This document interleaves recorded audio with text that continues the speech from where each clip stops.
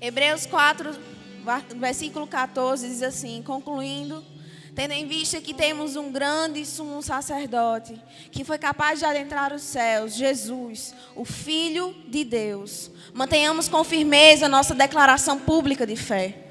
Versículo 15 diz: pois não temos um sumo sacerdote que não seja capaz de compadecer-se das nossas fraquezas. Eu vou repetir. Pois não temos um sumo sacerdote que não seja capaz de compadecer-se das nossas fraquezas. Mas temos o sumo sacerdote supremo, que a nossa semelhança foi tentado de todas. Não foram algumas, foram todas as formas, porém sem pecado algum. Versículo 16 diz: portanto, acheguemo-nos com toda confiança ao trono da graça, para que recebamos misericórdia e encontremos o poder que nos socorre no momento da necessidade. Eu não sei se você entendeu, mas eu acredito que sim, porque esses versículos são muito claros. O autor de Hebreus está falando de Jesus. Antes, haviam sacerdotes que falavam pelo povo, porém esses sacerdotes eles não podiam cobrir todos os pecados do povo. E a forma como era feita era momentânea. E ainda assim, existia o sumo sacerdote, o supremo, aquele que veio sem precisar.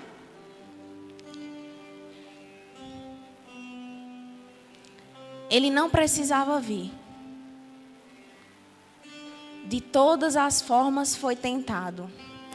Não sou eu que estou dizendo. Quem diz é a palavra.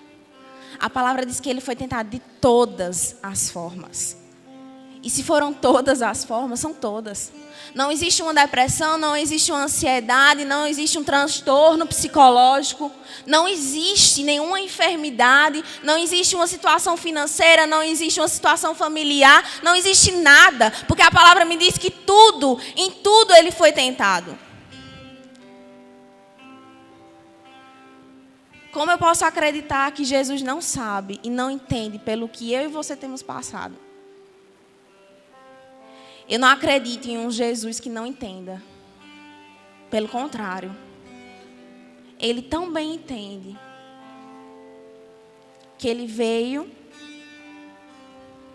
E para dizer que era possível passar e não ter pecado algum, ele veio, passou e não houve pecado.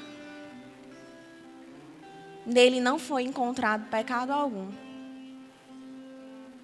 Porque a palavra relata isso. É para dizer para mim, para você dizer, é possível. Vão existir dificuldades, vai existir o dia mau, vai existir a dificuldade, vai existir a tribulação. Mas, ei, é possível. É possível, tenha bom ânimo. Tenha bom ânimo. Se ele venceu, querido, ele não estava com o corpo glorificado nessa terra. Eu não sei se você entende isso. Mas às vezes é meio surreal pensar, caramba, Jesus passou o que eu passei e ele não caiu. Como assim? Não, mas ele era Deus, né? No corpo de homem, então é fácil. Não, querido. Para ele também não foi fácil. Porque se fosse para ser fácil, ele não teria vindo. Ele veio para dizer que era possível, que é possível. Ele veio para te dizer, ó, teu pai pode não te entender, tua mãe pode não entender, teus familiares podem não te entender, os teus amigos podem não te entender, mas eu te entendo.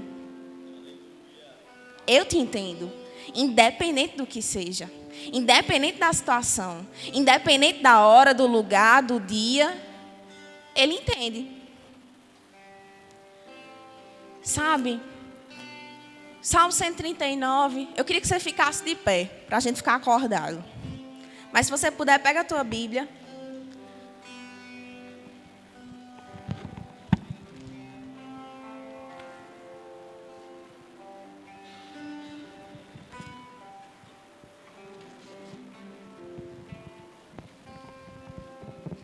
Você não se escandalize porque eu estou descalço, não, né?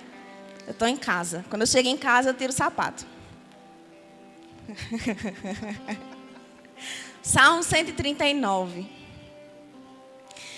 Diz assim no versículo 1: Senhor, Tu me sondas e me conheces. Sabes quando me sento e quando me levanto.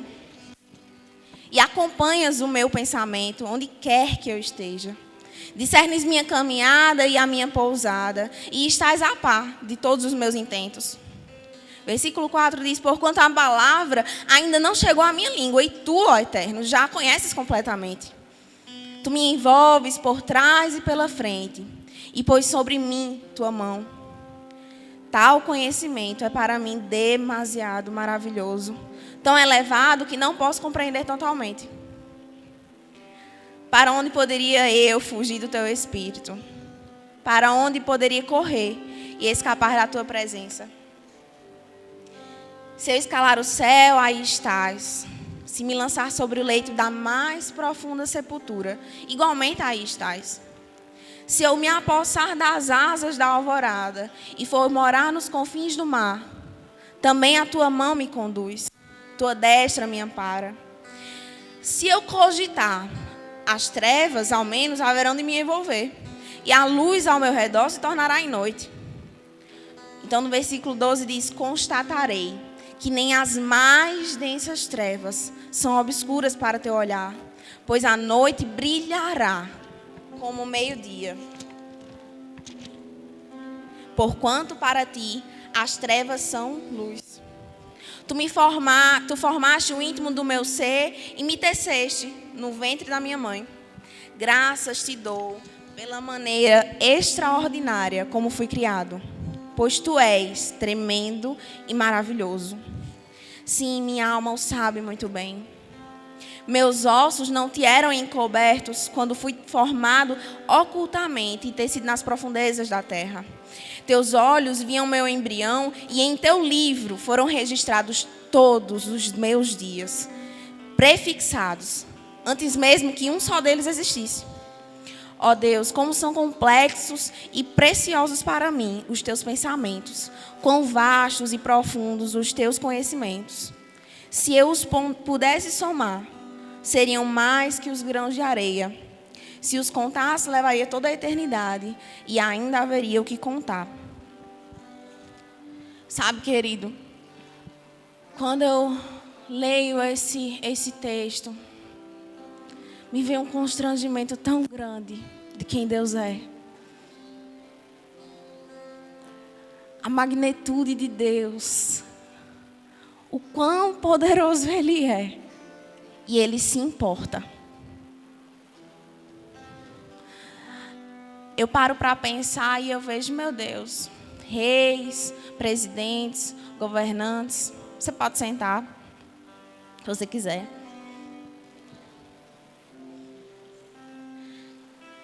E eu fico pensando, pessoas de grande autoridade, muitas vezes não se importam com o povo. E é isso que o povo sente. O povo fica, meu Deus, onde estão os meus governantes? Onde estão os presidentes, até mesmo os líderes de igreja? Só que Deus é diferente. Deus, Ele se importa. Deus, Ele se importa de tal forma que Ele faz questão de criar e fazer a criatura se tornar filho. E dizer, para mim não basta você ser minha criatura. Para mim você precisa ser o meu filho. Poderia ser o bastante Ele criar a mim e a você. Poderia ser o bastante, e parece ser o bastante Ele ter criado. Mas sabe que existe um propósito em tudo que Deus faz. Eu olho para Deus e digo, cara, tu é um cara que não dá ponto sem nó. Ele sabe o que faz. E porque Ele sabe o que faz, nada foge do controle dEle.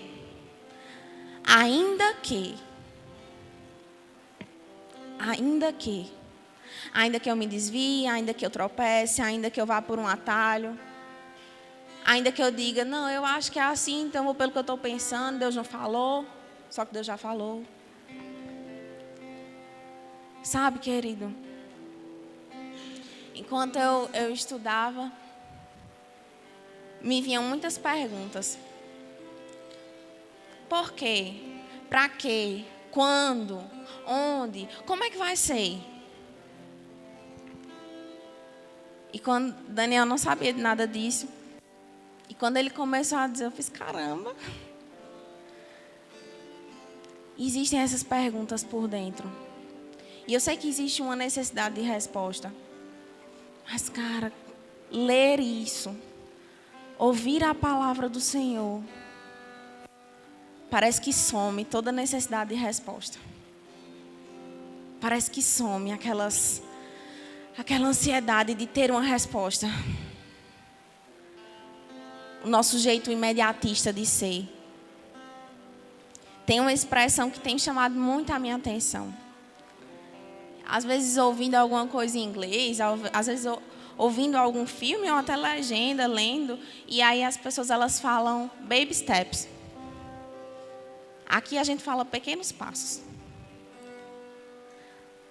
Pequenos passos, passos de bebê.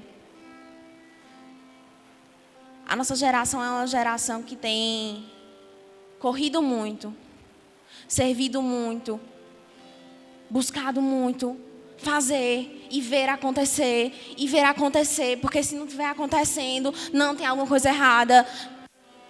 Só que, cara, eu acho que Deus está dizendo, vai devagar.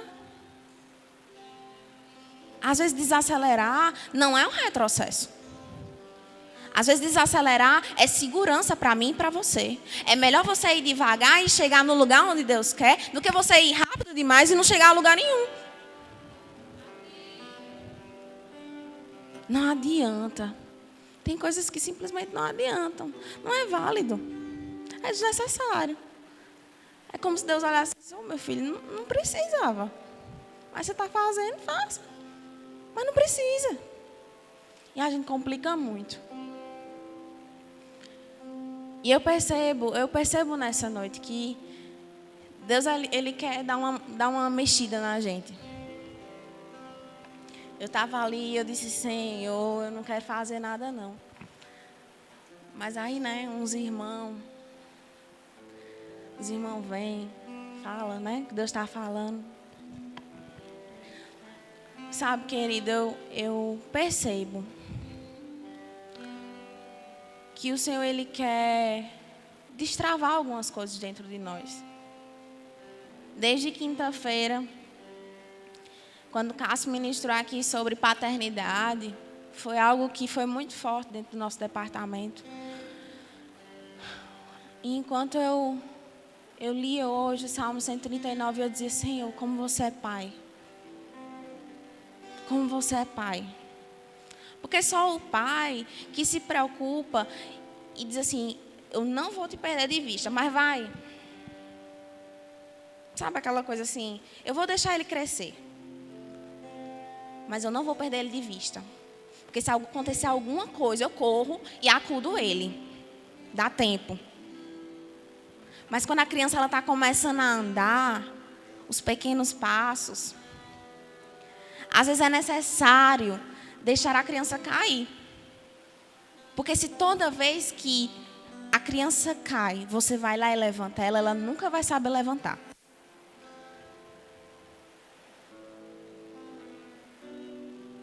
E eu percebo que muitas vezes a gente tem a ideia de um Deus que é pai, mas é um pai que mima demais, que, sabe, Deus não quer que a gente fique criança para sempre. Eu lembro de uma vez que, me fugiu o nome dele, ele estava aqui ministrando, e ele deu um exemplo, esqueci o nome dele agora. Não sei se é do pai que deixava a criança pular. Lembra? Não, foi não. Como é teu nome? Teu sobrenome? Luan Barreto. Amém, né? Vocês agora entenderam. E aí, quando o Luan ele veio aqui uma vez, ele disse assim, cara, imagina um pai. E aí o pai, ele tá com a criança dele está aqui perturbando. e vem aqui só, pai, eu vou pular.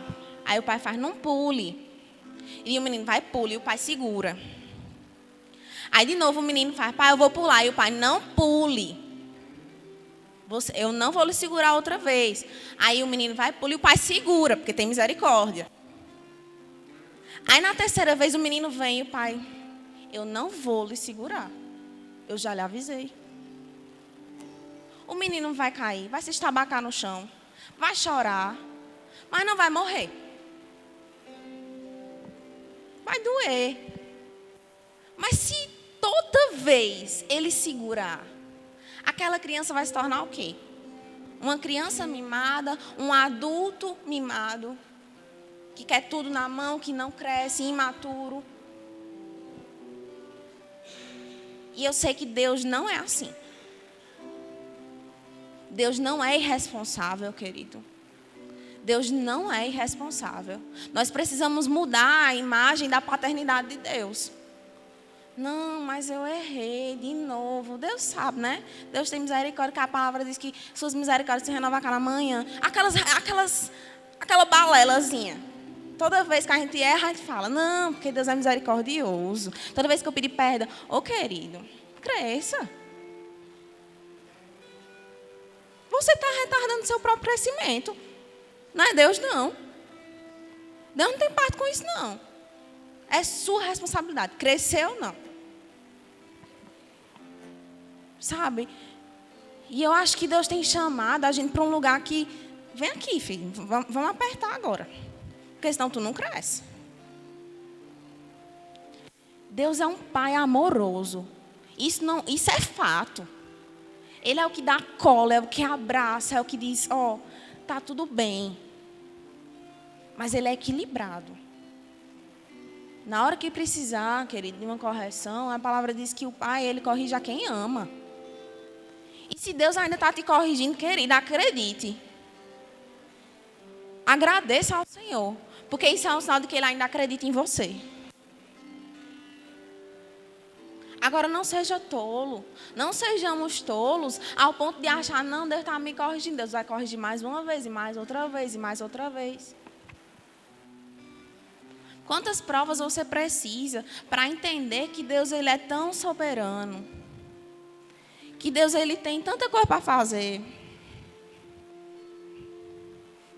Do que estar com tua meninice. Ele se importa. Mas ele também não é responsável. Sabe? E eu acredito que nessa noite é uma noite da gente se levantar. Se levantar com uma posição. Cara, essa noite nós ouvimos sobre os dons. Nós ouvimos sobre deixar as velhas práticas. Sobre deixar aqueles velhos hábitos. E eu acho que nessa noite é uma noite de você praticar. Pelo menos quando eu me converti, que eu comecei a ir para a vigília, na vigília, meu filho, era fogo puro. Agora era fogo de você receber palavra, de você louvar, de você cantar, de você dar profecia. É isso aqui. É você vigiar, se corrigir, é de você se levantar por dentro e sair daqui. Pronto, eu estou melhor, eu estou pronto para outra. Estou pronto aqui. E você sair erguido por dentro. Não é sair daqui como entrou, não. Desse jeito não vai adiantar de nada. Você pode vir para 10 vigílias. Não vai adiantar. Então, quem determina como vai ser essa vigília hoje para você é você mesmo. A vigília ainda não terminou. Sabe? Ainda tem uma ministração do Master Power. Mestre. E eu sei que você ainda vai receber muito nessa noite. Também sei disso porque você veio para cá por isso. Amém? Você veio para receber. Algo que eu tenho dito ao Senhor quando eu vou para os cultos, quando eu vou para as aulas, quando eu vou para os lugares, é dizendo assim, Senhor, eu vim para cá para receber. E eu não quero receber metade da porção. Eu quero receber a porção toda. Não quero dar viagem perdida, não. Eu quero receber a porção toda. E eu ficar ali sugando, sabe? E hoje eu estava olhando, eu estava dizendo, Senhor, tem um exemplo bem interessante. Quando você está chupando um picolé bem gostoso. Bem gostoso. Pensa aquele picolé bem gostoso. Você lamba até o palito. Se tiver alguma coisa no pacote, você vai atrás do pacote. Mas não joga nada no lixo. E por que com as coisas de Deus a gente não é assim? Por que com as coisas de Deus a gente deixa? Não, deixa, vamos embora. Não, querido. Não deixe, não. Você está aqui, então você precisa receber tudo. E não é só hoje, não. É todos os dias, são todos os dias. É no rema, é na escola. É no culto do domingo, é no culto do sábado, é no culto do seu departamento. Eu acho que muitas vezes a gente está sobejando, sabe? A gente está sobejando. Diz assim, não, Deus é pai, Deus é bom. E fica sobejando. Porque você já sabe dessas verdades. E você fica. E vai, e vai. E vai levando assim, com a barriga. Acho que... Eu nem tinha me programado para falar nada disso, mas... Eu acredito que Deus está querendo nos trazer para um lugar de... Deixa eu te esticar um pouquinho. Vamos aqui, você aguenta. Deixa eu te esticar um pouquinho. Deixa eu te chamar para um lugar de crescimento. Sabe? Ai, querida, a gente tem ouvido tantas verdades. Essa noite foi uma palavra de palavras tão densas, tão de você ficar, caramba. Mas vinha uma nota dentro de mim. Uma nota de conselho. E é engraçado, né? Porque Deus é realmente muito bom. Porque depois de todos esses ensinamentos, você podia sair daqui, beleza, massa. Mas Deus ele ainda diz assim, deixa eu enfatizar que eles precisam entender que o que foi falado aqui precisa ser praticado. Eu sei que você não está aqui por acaso. Provérbios nos fala muito sobre sabedoria, sobre conselhos. E é sábio da minha parte e da sua parte recorrer a isso. Buscar isso. Enquanto eu pensava sobre propósito, eu dizia, Senhor, o que é que está acontecendo? Porque eu comecei a pensar no tempo que eu conhecia a palavra da fé. E eu fiquei tão apaixonada por aquilo, e os meus olhos brilhavam. Eu dizia, meu Deus, todo dia era uma verdade. E todo dia, meu Deus, eu nunca tinha visto isso. Mas a Bíblia estava lá, sei lá quantos anos. E eu ficava maravilhada. E eu lembro que eu orava muito sobre o propósito de Deus para a minha vida. Eu era muito curiosa. Até hoje eu sou. E eu ficava, Senhor, eu quero saber por que eu estou aqui. Por que eu nasci. Por que eu vim parar aqui? E essa curiosidade ficava e me fazia ir atrás. E eu ia para a pessoa que podia me responder. Deixa eu te dizer uma coisa, você não vai descobrir nada. Sabe aquela coisa que o povo diz assim, quem descobriu o Brasil? Não, ninguém descobriu o Brasil, porque o Brasil já existia. Então, conheceram o Brasil, né? E aí, quando eu pensava sobre isso, engraçado que eu lembrei disso. E sabe, querido, você não vai descobrir nada, não. Porque já existe um Deus que conhece tudo, que sabe de tudo. Então, Ele só vai te comunicar. E o que é que está faltando? Eu perguntar. Eu procurar saber. Porque enquanto eu não vou atrás, para que Ele vai ficar... Se eu não estou dando ouvido. Cabe a mim e a você. Enquanto a gente não sabe, os propósitos, os planos de Deus, a gente vai ficar andando sem rumo, querido. E eu vou te dizer uma coisa, eu não sei você, mas eu não tenho tempo não. Meu tempo é desse tamanho. Vou ficar perdendo tempo e andar sem rumo ainda.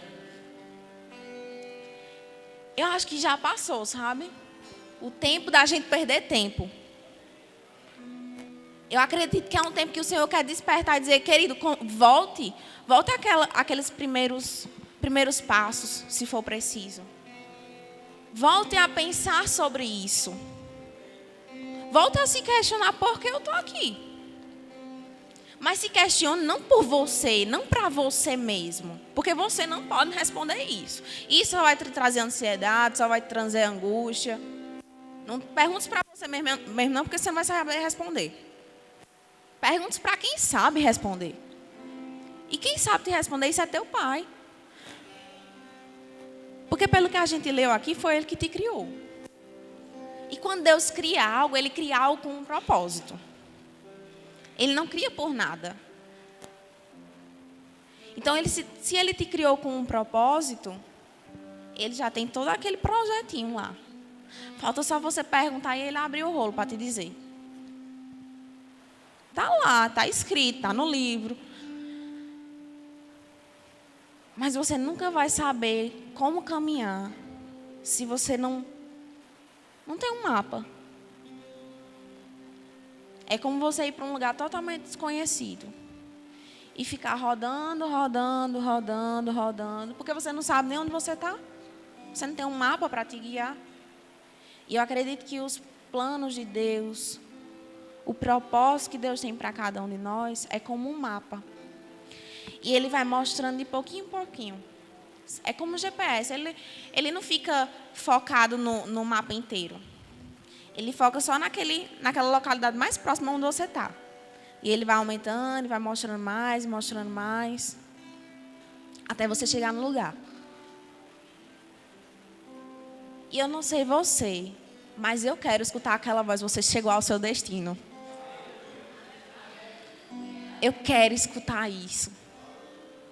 Eu quero escutar, eu tenho uma sede de escutar e de dizer assim, filha, eu encontro prazer em você. Enquanto só mais os últimos pensamentos. E pensando sobre tudo isso, eu dizia, Senhor, mas enquanto a gente busca o propósito, a gente faz tanta coisa. E ao mesmo tempo vinha tanta coisa desnecessária. Não que o nosso serviço, e agora eu falo sobre serviço na igreja, não que o nosso serviço seja desnecessário, pelo contrário. O nosso serviço ele não é somente bom para o corpo, mas é bom para mim e para você como indivíduos, como partes do corpo, como membros do corpo. E deixa eu te dizer uma coisa. Se fosse para você viver o propósito de Deus para a sua vida sozinho, sem a ajuda de ninguém, ele não chamava a igreja de corpo. Não faz sentido. Porque um corpo, ele não só tem um braço. Um corpo não só tem uma perna. Sabe? Ei, pensa um pouquinho. Se a gente parar para pensar, parar para meditar nas coisas certas, é certo que vai vir a resposta. Na pessoa certa, no foco certo. Eu ainda não sei tudo, e sei muito pouco. Mas eu sou curiosa. E sobre isso eu não me permito não ser curiosa. E eu vou atrás, e eu estou aqui, e eu estou, sim... E eu não estou vendo mais nada aqui na frente. E aí? E eu quero ver, pelo menos, o próximo passo. Mas aí vem aquela coisa, como nós somos imediatistas. Muitas vezes o que Deus vai querer de mim e de você é que você tenha a atitude de fé, que comprove que você está pronto para aquele próximo passo. Diga assim, vá filho, deixa eu ver. Não é que Deus te teste, querido. Mas você precisa. É aquela coisa, quando a criança, quando está se tornando adolescente, né? Os pais, eles começam a... Vá, tome R$ 10, tome isso aqui. E você pensa que não, mas o pai, ele está observando como é que você está administrando aquele dinheiro. Como é que você está gastando aquele dinheiro. O pai diz, vá, mas volte tal hora. Você pensa que não, mas às vezes seu pai é aquele... pai, não liga para mim não. Meu pai não liga para mim não fica me perturbando para voltar para casa não. Tá certo, mas pense que não, que ele não está observando o horário. Se você está cumprindo, se você está sendo fiel. Da mesma forma é Deus, querido. E muito mais, porque Ele observa as intenções dos nossos corações. A gente leu. Antes que nós tenhamos algum intento no nosso coração, Ele já conhece. Não tem como enganar a Deus. Se há fidelidade no seu coração, Deus vai saber. Mas também se você faz um serviço sem fidelidade por algum interesse, Deus vai saber também. Tá tudo certo. Deus vai saber. Quem vai responder é você. Naquele dia, quando nós formos prestar contas daquilo que nós fizemos, daquilo que nós fomos, o que é que vai ficar? Quando passar pelo fogo, o que você fez, o que você foi, as suas intenções, o teu serviço, vai ser palha ou vai ser ouro, pedras preciosas?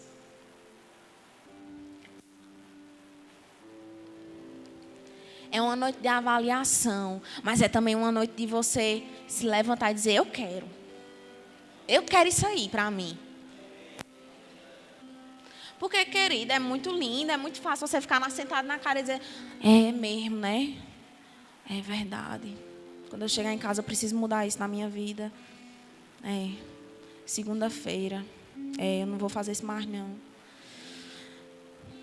Beleza. Teu coração tá ok. Mas, às vezes, nós precisamos mais do que um coração. Nós precisamos de uma atitude que diga assim, Deus, eu estou querendo. Sabe? Se levantar e dizer assim, eu quero.